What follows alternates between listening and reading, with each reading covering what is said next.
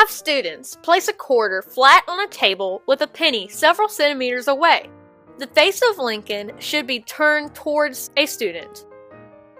Now have the student move the penny 1/4 of the way around the quarter and make a drawing of the penny. They should continue to move the penny 1/4 of the way around the quarter until it makes a circular path. Draw the penny at each quarter turn. Have the students repeat this activity, but this time, have them slide the penny so that Lincoln's face is turned towards the quarter all the way around. Have them draw the 4 positions of the penny as it moves around the quarter. Students should recognize that the second diagram illustrates how the moon revolves around the Earth. Remind students that the moon does not have a gravitational force that pulls rocks and other objects in space to get close to the moon. However, it doesn't have an atmosphere or oxygen to cause objects to burn up before hitting the moon's surface. As a result, the moon's surface is covered in craters.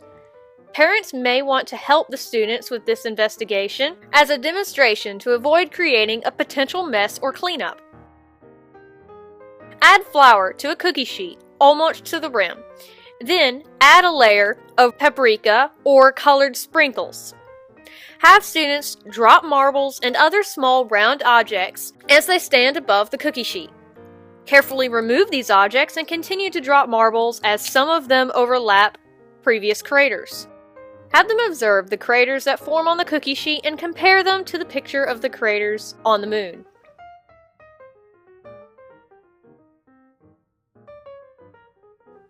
For this section, find a clear night when the moon is full.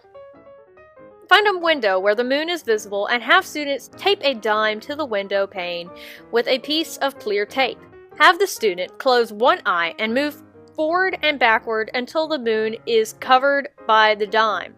Another person should measure the distance from the student's eye to the dime. One way is use a string or a ribbon to mark the distance that they measured on the string.